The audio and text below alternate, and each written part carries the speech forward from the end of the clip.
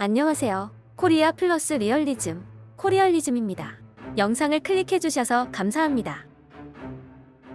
세계무역기구 WTO의 차기 사무총장 선거에 유명희 통상교섭본부장이 공식 출마를 선언했습니다.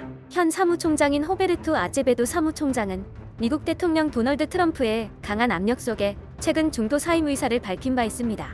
한국의 WTO의 사무총장 선거 출마는 WTO 정상화에 주도적으로 나서기 위한 포석으로 분석됩니다. WTO는 트럼프가 이끄는 미 행정부와 잦은 갈등으로 분쟁 해결을 담당하는 상소기구가 마비된 상황입니다. 상황이 장기화되면 최근 일본과 무역 갈등을 겪고 있는 한국에게도 피해가 갈 수 있는 만큼 중재기구를 되살릴 필요성이 커진 상황입니다. 징용 피해자 배상 등 역사인식 문제를 놓고 격하게 대립해온 한국과 일본은 지난해 7월 일본 측이 한국만을 겨냥한 수출 규제 조치를 발동해 앞으로 WTO에서 격돌이 불가피한 상황이기 때문에 중재기구의 정상화가 하루빨리 필요하기도 합니다. 유명희 본부장은 지난 1991년 공직 생활을 시작해 25년 동안 통상 분야에서 폭넓은 경험과 전문 지식을 갖춘 인물로 평가받습니다. 1995년 통상산업부가 선발한 첫 번째 여성 통상 전문가로 한미 자유무역협정 체결 협상 당시 서비스 경쟁분과장을 맡았습니다. 2014년에는 대통령 홍보수석비서관실 외신 대변인을 지냈을 정도로 영어가 유창하며 미국 변호사 자격증도 갖고 있다고 알려졌습니다. 2018년에는 통상교섭실장으로 임명돼 1948년 산업부가 설립된 이래 70년 만에 처음으로 1급 여성 공무원이 됐습니다. 정부는 세계 치위의 수출국이자 통상선도국으로서 WTO 사무총장을 배출해 국제사회에서 주도적 역할을 맡겠다는 계획입니다. 앞서 우리나라는 2차례 사무총장 후보를 냈지만 모두 최종 당선에는 실패했습니다. 하지만 이번에는 한국이 코로나의 모범적인 방역국인데다 자유무역 체제로부터 가장 큰 혜택을 본 국가라는 점을 내세운다면 승산이 없지 않다는 분석이 나오고 있습니다. 특히 차기 총장은 코로나 이후 전 세계적으로 거세진 보호무역주의를 타개하고 미국과 중국의 갈등 속에 흔들리는 WTO 위상을 다잡고 개혁해야 하는 막중한 임무를 띠는 만큼 중립적 입장인 한국이 제격이라는 평가도 있습니다. 한편 한국과 무역 갈등을 겪고 있는 일본의 여러 언론사에서 이러한 사실을 심각하게 보도하고 있습니다. 교도통신은 일본의 수출 규제 강화 문제를 놓고 양국이 WTO에서 대립하는 가운데 한국의 유명희 본부장이 입후보한 상황이다.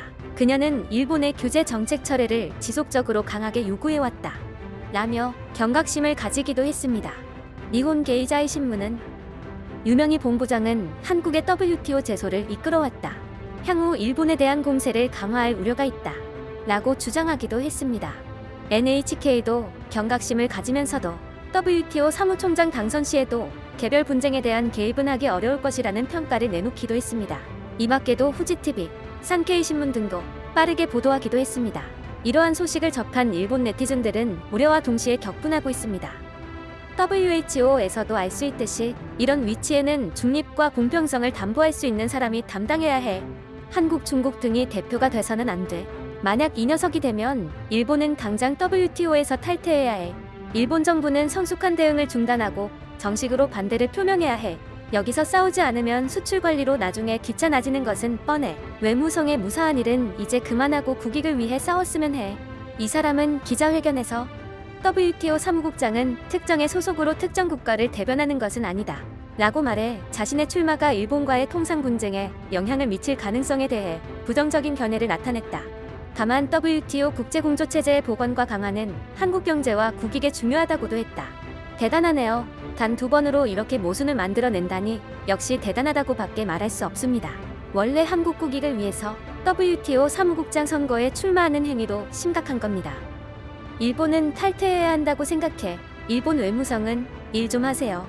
이런 나라 사람이 사무국장에 출마하다니 뻔뻔한데도 정도가 있다. 일본도 적당히 세계의 반론 의견을 내야 해. 지난번 WTO 판결에서는 한국이 후쿠시마에 방사선량이 많다며 수입을 금지하는 것을 인정했다. 하지만 후쿠시마보다 한국이 방사선량이 더 많다는 걸 일본 정부는 알면서도 WTO에 호소하지 않는다. 일본 정부의 대응은 늘 허술해서 정말 국익을 생각하는 것인지 의문이 든다. 일본을 공격하기 위한 목적으로 입후보라. 일본은 그걸 알지만 당사자가 아닌 다른 나라는 모르니까 유엔 사무총장처럼 될 수도 있어. 왜 일본은 공정성에서는 우수한데 입후보하지 않는 거야? 이 사람이 만약 당선된다면 WTO는 해산되겠네. 미국도 거부하고 거짓말 소송 대국이 1위를 차지한다는 것은 있을 수 없다. 일본도 옳은 일을 하고 있지만 로비를 잘하지 못해 발언권이 부족하다. 아무래도 목소리 큰 쪽이 유리한 것이 국제사회다. 이런 뻔뻔함은 국민성인가? 단호히 막아야 한다. 일본도 입후보만 하면 돼. 일본의 자해적인 행동이 있으면 탈퇴해버리면 돼. 그리고 미국과 새로운 조직을 만들면 돼. 왜 일본 정부는 상황을 좋은 쪽으로만 해석하는 것일까? 전혀 위기의식이 없어.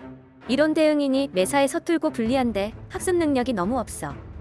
이 뉴스를 아까 NHK에서 보고 소름이 끼쳤어. 개별 분쟁에는 개입하지 않겠다고 말하긴 하는데 한국의 정치인이 일본과 관련해 말하는 것은 무엇 하나 신용할 수 없어.